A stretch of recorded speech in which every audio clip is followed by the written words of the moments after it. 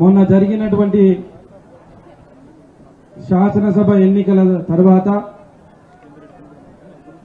కూర్చోవాలి నీకు చెప్పాలా నువ్వు ఇది బహిరంగ సభనా ఇది కార్యకర్తల మీటింగ్ నాయకులది మన మీటింగ్ ఇది ఎక్కడ సీటు ఉద్యమ పార్టీ మనది కిందనే కూర్చోవాలి ఇప్పటి నుంచి మన సంకల సత్యం ఉండాలి ఇక ఎన్నికల తర్వాత జరుగుతున్నటువంటి పార్లమెంటు ఎన్నికల్లో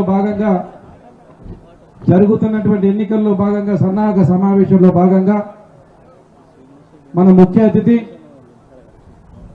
మన పార్టీ భవిష్యత్తు దిశ నిర్దేశం ఈ ఇంత పెద్ద సంఖ్యలో పార్టీకి కుటుంబ సభ్యులు ఉన్నటువంటి మనందరి ఆశా జ్యోతి మనందరికీ ఆదర్శం మన రాష్ట్రానికే కాదు పక్క రాష్ట్రాలకు ఆదర్శంగా ఉండి తెలంగాణ రాష్ట్రం అన్ని రంగాల్లో ముందుకు పోవడానికి సహకరించి ముందుకు పోయినటువంటి పెద్దలు మన పార్టీ వర్కింగ్ ప్రెసిడెంట్ కేటీఆర్ గారికి మీ చప్పట్ల మధ్యన వారికి హృదయపూర్వకంగా స్వాగతం పలుకుతూ ఈ కార్యక్రమానికి వచ్చినటువంటి జిల్లా పార్టీ అధ్యక్షులు సోదరులు గోల బాలరాజు గారికి అదేవిధంగా బైకర్ రాష్ట్ర నాయకులు బైకాన్ శ్రీనివాస్ యాదవ్ గారికి చెల్లెలు సాయి చంద్ భార్య రజని గారికి మున్సిపల్ చైర్మన్ గారికి అదే గడిపి చైర్మన్ గారికి మాజీ చైర్మన్ పద్మావతి బంగారయ్య గారికి మా అన్న మా నిజామాబాద్ నుంచి వచ్చిన ఎమ్మెల్యే మాజీ ఎమ్మెల్యే బాజిరెడ్డి గోవర్ధన్ రెడ్డి గారికి అదేవిధంగా వేదిక మీద ఉన్నటువంటి 5 మండలాల పార్టీ అధ్యక్షులు జడ్పీటీసీలు నాగం శశిధర్ రెడ్డి గారికి మా మున్సిపల్ చైర్మన్ ఇంతియాజ్ భాయ్ గారికి వెంకటేశ్వర రెడ్డి గారు అదేవిధంగా ఎంపీపీలు జడ్పీటీసీలు మన కల్వకుర్తి మున్సిపల్ చైర్మన్ గారు మిగతా నాయకులందరికీ ఈ కార్యక్రమానికి వచ్చినటువంటి నా తమ్ముళ్ళందరికీ పేరు పేరున హృదయపూర్వకంగా నమస్కారం తెలియజేస్తూ ఇలా చాలా బాధాకరంగా ఉంది తెలంగాణ రాష్ట్రంలో మీరందరూ పొట్టగట్టుకొని నోరు కట్టుకొని గత 9-10 సంవత్సరాలు డెవలప్మెంట్ అనే ఉద్దేశంతో తెలంగాణ తెచ్చుకున్న తెలంగాణలో ఏం కావాలని గౌరవ ముఖ్యమంత్రి గారి ఆశయాలకు అనుగుణంగా పనిచేస్తూ పోయి కొద్దిగా మిమ్మల్ని విస్మరించిన మాట వాస్తవం నాయకులు విస్మరించిన మాట వాస్తవం కానీ దానితో పాటు అందించి కన్నా అక్కడ వేరే పార్టీల కార్యకర్తల నాయకులు ఉంటారు కానీ మన పార్టీలో కార్యకర్తల నాయకులు ఉంటారు కానీ తెలంగాణ అన్ని పార్టీల కార్యకర్తల నాయకులు ఉంటే వాళ్లకు లేని గౌరవం మనకుంది ఈ 2 నెలల్లోనే తప్పు చేశాం ఈ గులాబీ జెండాను పక్కన పెట్టి తప్పు చేశామని ప్రజల్లో వచ్చిందంటే మన మీద ప్రగాఢమైనటువంటి విశ్వాసం ఉంది ప్రజల్లో అలాంటి విశ్వాసం ఉండి ఎన్నో అభివృద్ధి పనులు చేసినాం మరి చేయాల్సిన దానికన్నా ఎక్కువ చేసినాం ఏది ఈ డెవలప్మెంట్ చేస్తూ సరే పార్టీలకు ఓటమి గెలుపు సహజం ఏదేమైనా సరే గత 10 సంవత్సరాలుగా మనం ఎక్కడైనా తప్పు చేస్తే ఆ తప్పును సరిదిద్దుకోవడానికి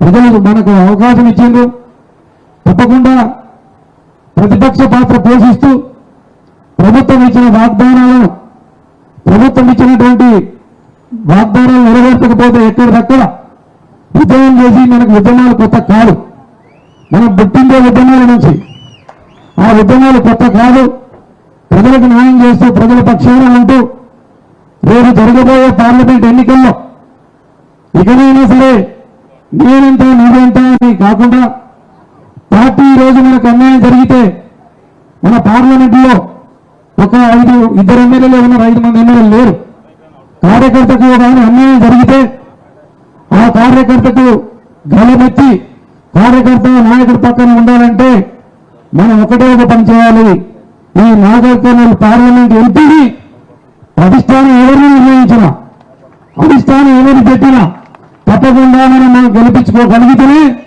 రేపు కార్యకర్తకు అన్యాయం జరిగితే పోలీస్ స్టేషన్ అయినా సరే ఎక్కడైనా సరే ఇదే మనకు ఎంపీ కూడా మనం కాపాడుతున్న ఒక మనోభావం మనకు వస్తుంది. మీరేమో చాలా మంది చెప్తున్నారన్నా నాకు ఇప్పటికే కేసులు పెడుతున్నారు మాకు ఇబ్బంది పడుతుంది, ఎవరికి చెప్పుకోవాలో అర్థం కావట్లేదని అంటున్నారు.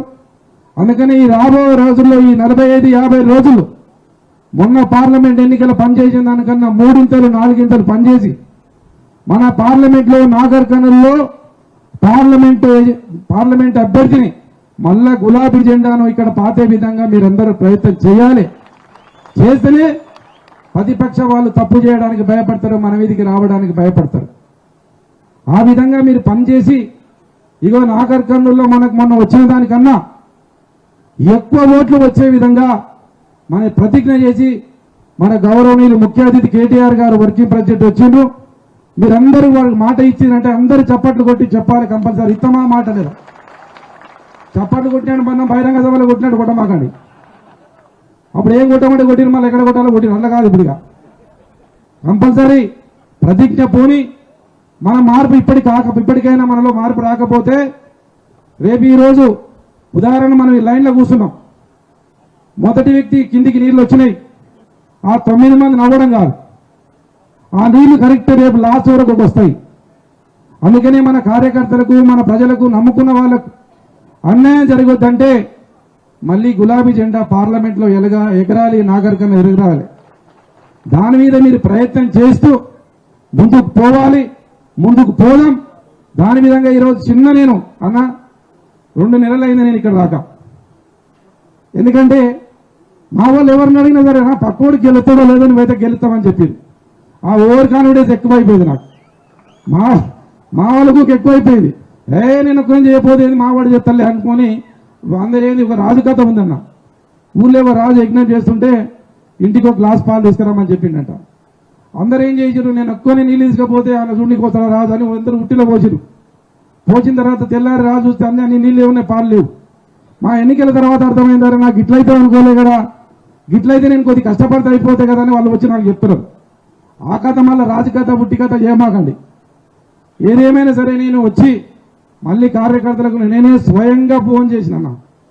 మా వాళ్ళు ఆ ఫోన్ ద్వారా ఉగ్గిరి పిక్కెడుతున్నారు. మా మర్రన్న నాకు ఫోన్ చేసిండా అని అనుకున్నా అని వచ్చి ఈరోజు ఒక చిన్న పిలుపుతోటి నేను మెసేజ్ పెట్టామని మెసేజ్లు పనిచేసిన.